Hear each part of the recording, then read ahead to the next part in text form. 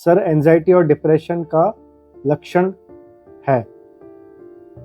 Anxiety और depression ये सबसे कॉमन साइकोलॉजिकल प्रॉब्लम्स है, सबसे कॉमन मेंटल प्रॉब्लम्स हैं जो बहुत ज़्यादा इंक्रीज हो रही हैं। इसका इंसिडेंस बढ़ता जा रहा है और जो आजकल की दिनचर्या आजकल हो गई है, बहुत ही ज़्यादा फास्ट पेस्ड हो गई है लाइफ। बहुत सी जो ज़रूरी चीज़ें हैं वो हमारी लाइफ से मिसिंग हो रही है, वही इसका कारण है। एंजाइटी हो चाहे डिप्रेशन हो, अगर बहुत ज़्यादा एक लेवल से ज़्यादा हो तो डेफिनेटली आपको ट्रीटमेंट की ज़रूरत है। एक नॉर्मल लेवल का एंजाइटी और नॉर्मल लेवल का डिप्रेशन हम सब की लाइफ में आजकल की, क्योंकि स्ट्रेस भरी लाइफ होती है, वो थोड़ा बहुत एक्सेप्टेबल होता है और वो आपको एक मोटिवेट करता है आगे अपने लाइफ को, अपने वर्क को अच्छे से करने के लिए।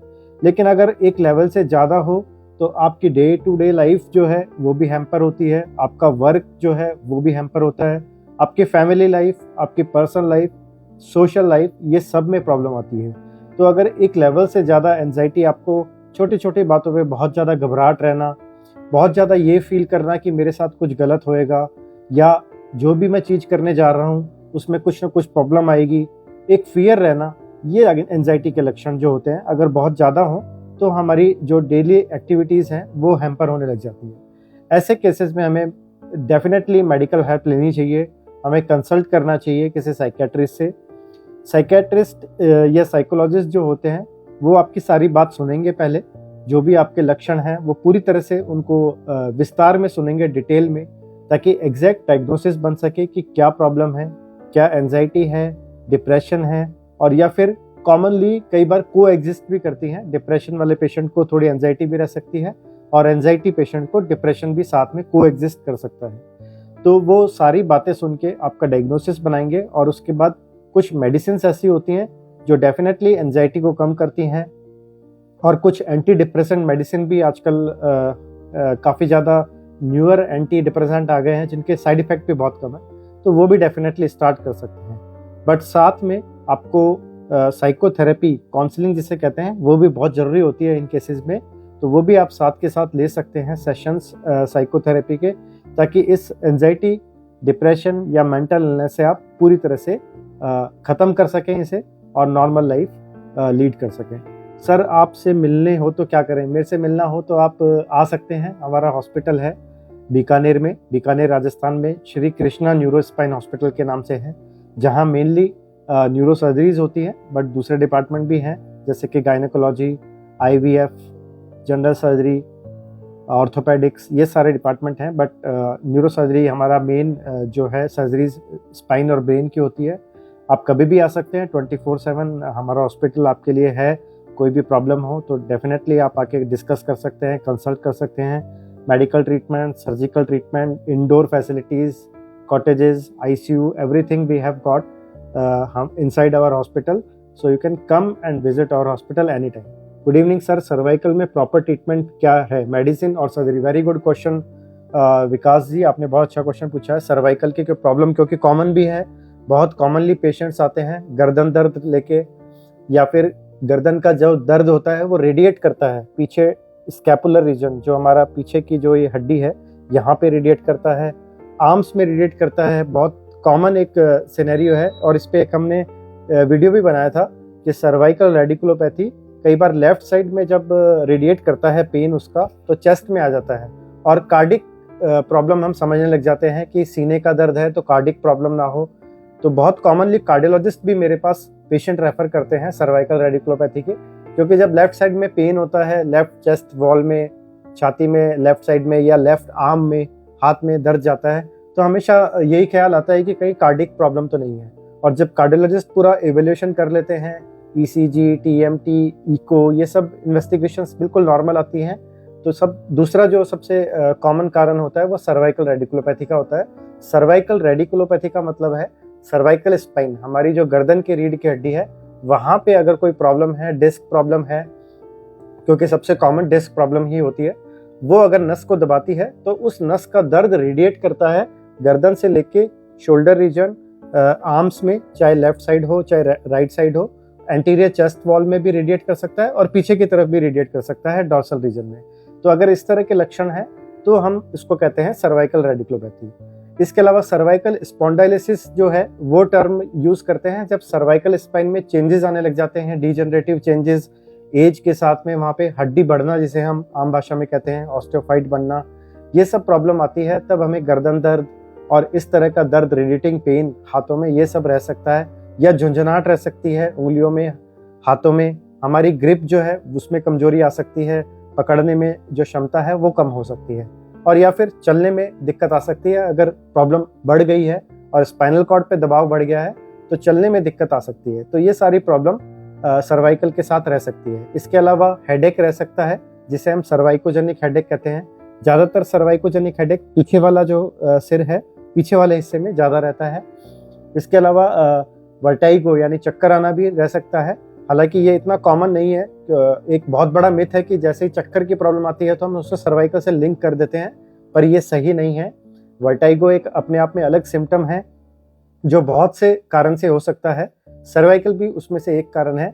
तो हमेशा अगर चक्कर का प्रॉब्लम है तो वो जरूरी नहीं कि हमेशा सर्वाइकल की वजह से आएगा, वो और कारण से भी हो सकता है। इसके लिए हमें पूरा इवैल्यूएशन करना होता है, न्यूरोलॉजिकल एग्जामिनेशन पूरा करना होता है, कुछ इन्वेस्टिगेशंस भी करा के देख सकते हैं कि ये जो चक्कर की प्रॉब्लम है इसका कारण कुछ और है या सर्वाइकल है। जहाँ तक बात है ट्रीटमेंट की, इनके सवाल पे आते हैं। इनका सवाल ये था कि मेडिसिन है या सर्जरी है, तो ये चीज़ डिपेंड करती है कि एक्सटेंट कितना है। एमआरआई सबसे मेन इन्वेस्टिगेशन होता है सर्वाइकल की प्रॉब्लम्स को डायग्नोज करने के लिए और क्वांटिफाई करने के लिए कि प्रॉब्लम कितनी है, क्या इनिशियल स्टेज है या मॉडरेट स्टेज पे आ गया है या फिर एडवांस स्टेज है। तो वो स्टेज हमें देखनी होगी कि एमआरआई पे सर्वाइकल स्पाइन में चेंजेस हैं वो कितने आ गए हैं, जो वहाँ पे नर्व्स है या स्पाइनल कॉर्ड है, जो न्यूरल एलिमेंट है उस पर दबाव कितना पड़ा हुआ है, उसमें दबाव के बाद उसमें चेंजेस कितने आ गए हैं। तो ये सारी चीज़ पे डिपेंड करता है कि मेनली जो ट्रीटमेंट है वो मेडिकल होता है या सर्जिकल होता है। By and large we can say कि 95% केसेस में मेडिकल ट्रीटमेंट ही होता है। इनिशियली कुछ पेन किलर मेडिसिन होती हैं, एंटी इन्फ्लेमेटरी मेडिसिन इसमें हो सकती है, डाइक्लोफिनेक, नेप्रोक्सोन, आइबुप्रोफेन, और या फिर न्यूरोपैथिक पेन के लिए जो मेडिसिन होती हैं प्रीगैबेलिन, गाबापेंटिन, ये सब हम दे सकते हैं। इसमें कोई हार्म नहीं है। मेडिसिन से इनिशियल जो सिम्टम्स हैं उन्हें हम सप्रेस कर सकते हैं। इसके अलावा कुछ जनरल प्रिकॉशंस सर्वाइकल के पेशेंट्स को रखने होते हैं, जिसमें सबसे कॉमन एक मिथ जो है कि सर्वाइकल पेशेंट को बहुत ज़्यादा अपने गर्दन का मूवमेंट करके पूरी तरह से पेशेंट आते हैं, वो घुमा के दिखाते हैं कि सर ये वाली एक्सरसाइज मैं कर रहा हूँ जिसमें पूरा मैं घुमा रहा हूँ। ये बिल्कुल भी रिकमेंडेड नहीं है। मैं फिर से रिपीट करता हूँ, अगर आपको गर्दन दर्द है या सर्वाइकल का डाउट है तो जो ये एक्सरसाइज है जिसमें आप पूरी तरह से 360 डिग्री अपने गर्दन को घुमा रहे हैं, ऐसा बिल्कुल मत करिए। ये आपके लिए सही नहीं है। इससे आपकी प्रॉब्लम इंक्रीज होगी, सही होने का तो कोई सवाल ही नहीं पैदा होता। इसलिए प्लीज़ बिना कंसल्टेशन के, बिना न्यूरोसर्जन, ऑर्थोपेडिक सर्जन या फिर फिजियोथेरेपिस्ट, डॉक्टर, इनसे कंसल्ट करके ही कोई एक्सरसाइज करें। बहुत जो कॉमनली मिथ्स होते हैं वो कई बार हमारी हेल्थ के लिए सही नहीं होते, उन्हें ब्लाइंडली फॉलो ना करें। तो मेडिकल ट्रीटमेंट की हम बात कर रहे थे, उसमें आइसोमेट्रिक नेक एक्सरसाइज होती है, वो जरूर रिकमेंडेड है। आइसोमेट्रिक नेक एक्सरसाइज में आपके नेक का कोई मूवमेंट नहीं हो रहा है, नेक अपनी जगह पे रहती है, बट जो नेक मसल्स है, नेक के अराउंड जो मसल्स है उन्हें हम स्ट्रेंथन करते हैं। तो वो एक्सरसाइज डेफिनेटली आप कर सकते हो, लेकिन बहुत ज़्यादा एक्सेसिव मूवमेंट आपको गर्दन के नहीं करने हैं, उसका ध्यान रखना है। और जो सर्वाइकल कॉलर दी जाती है, जो गले में लगाने वाला पट्टा दिया जाता है, उसका भी मेन एम यही होता है कि आपकी गर्दन है वो इमोबिलाइज हो जाए, बहुत ज़्यादा मूवमेंट उसमें ना हो, सीधे रहे। तो गर्दन को सीधे रखना है, बहुत ज़्यादा वेट को आपको नहीं उठाना है, भारी वजन नहीं उठाना है। कंधे पे हम बहुत ज़्यादा बैग वगैरह ना लटकाएं। सोते समय सिरहाना है वो हल्का रखें, बहुत ज़्यादा मोटा तकिया या 2 या 3 पिलो लगा के नहीं सोएं, वो गलत आदत है, वो आपकी सर्वाइकल प्रॉब्लम को बढ़ा सकती है। तो ये कुछ जनरल प्रिकॉशंस, मेडिसिन और डेफिनेटली फिजियोथेरेपी का भी रोल होता है पेन को कम करने में। ये सब आप ट्राई कर सकते हैं। इन सब चीज़ों से जब नहीं ठीक हो रहा है या फिर एमआरआई पे ऐसी चीज़ आ रही है कि जो सर्जिकली जिसका ट्रीटमेंट ज़्यादा अच्छे से हो सकता है, तो डेफिनेटली आप सर्जरी की तरफ जा सकते हो। इन्होंने पूछा है sir which food and vitamin good for nerve health. Very good question. उन्होंने बहुत अच्छा सवाल पूछा है, क्योंकि बहुत ही कॉमन है जो एक विटामिन बहुत इंपॉर्टेंट है और आजकल सब लोग उसके बारे में जानते हैं, विटामिन B12। विटामिन B12 जो है ये हमारे इंडियंस में कम होता है, उसका मेन रीज़न ये है क्योंकि लार्जली जो इंडियन डाइट है वो वेजिटेरियन डाइट है, और विटामिन B12 है उसके जो वेजिटेरियन सोर्स हैं वो थोड़े कम हैं। नॉन वेज में डेफिनेटली विटामिन B12 होता है, एग में होता है, तो जो लोग खाते हैं उन्हें कोई प्रॉब्लम नहीं है। बट जो वेजिटेरियन लोग हैं डेफिनेटली उन्हें कुछ ना कुछ सप्लीमेंट मल्टीविटामिन का लेना चाहिए अगर प्रॉपर डाइट नहीं है। जहाँ तक इनके क्वेश्चंस की बात है कि कौन से फूड हमें लेने चाहिए, तो इसके लिए ग्रीन लीफी वेजिटेबल्स जो होते हैं उनमें अच्छा होता है ये विटामिन। हरी सब्जियां जो भी हैं, पत्तेदार सब्जियां जो हैं, सैलेड, ग्रीन सैलेड आप ज़्यादा लें अपनी डाइट में, फ्रूट्स आप ज़्यादा लें अपनी डाइट में। इन सब चीज़ों से आपके विटामिन्स की जो है वो कमी को पूरा किया जा सकता है। इसके अलावा होल ग्रेन्स जो होते हैं वो बहुत अच्छे हैं आपकी डाइट के लिए। ड्राइड फ्रूट्स जो होते हैं वो खासकर इस सर्दी के मौसम में, चाहे वो वॉलनट हो, बादाम हो, अंजीर हो, ये सब जो ड्राई फ्रूट्स हैं वो भी बहुत अच्छे रहते हैं आपकी ब्रेन हेल्थ के लिए और ओवरऑल हेल्थ के लिए। साथ में मैं हमेशा एक चीज़ अपने पेशेंट्स को बोलता हूँ, पानी ज़्यादा पीजिए, आप हाइड्रेटेड रहिए। हाइड्रेशन एक ऐसी चीज़ है जो पूरी ओवरऑल बॉडी के लिए, चाहे वो माइंड हो, हार्ट हो, उन सब के लिए हमें हाइड्रेशन हमें अच्छा मेंटेन करके रखना चाहिए। मिनिमम 3 से 4 लीटर पर डे डेली का लेना चाहिए। इन्होंने पूछा है सर लोगों से बात नहीं कर पाता हूँ ज़्यादा, ये क्वेश्चन ये इनका ये है कि थोड़े हेजिटेट करते हैं लोगों से इंटरेक्ट करने में, सोशलाइज करने में।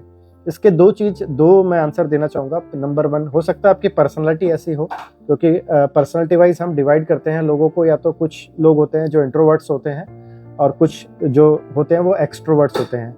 हालांकि कुछ लोगों में इसका कॉम्बिनेशन भी देखने को मिलता है। पहला रीज़न तो ये हो सकता है, अगर ऐसा कुछ है तो आप इसको समझें कि आपकी पर्सनालिटी कैसी है। इंट्रोवर्ट पर्सनालिटी के लोग ज़्यादा सोशलाइज करना नहीं पसंद करते, बात करना पसंद नहीं करते, वो अपनी खुद की जो एक पर्सनल प्राइवेट लाइफ होती है उसमें ज़्यादा कंफर्टेबल फील करते हैं। ये तो एक चीज़ हुई। दूसरी चीज़ है कि अगर ऐसा कुछ नहीं है उसके बाद भी आपको सोशल स्किल बनाने में दिक्कत आ रही है, तो इसका सबसे बेस्ट तरीका यही होगा कि आप इसकी प्रैक्टिस करें। मैक्सिमम लोगों से आप प्रैक्टिस करें, और आजकल तो बहुत से एप्लीकेशंस ऐसे आते हैं जिससे आप स्ट्रेंजर से आप बात कर सकते हैं, जिस भी लैंग्वेज में आप चाहें उनसे बात कर सकते हैं, इंग्लिश में, हिंदी में। इससे आपको धीरे धीरे जो एक कॉन्वर्सेशन का एक कहते हैं कि कॉन्वर्सेशन भी एक आर्ट है, तो कॉन्वर्सेशन की आर्ट जो है वो धीरे धीरे आप सीखने में आपको डेफिनेटली हेल्प मिलेगी। जहाँ पे भी आप कोशिश कर सकते हैं अपनी वर्क प्लेस पे, अपनी फैमिली में, more you try to talk to people, then only you can overcome the hesitation to talk to the other people.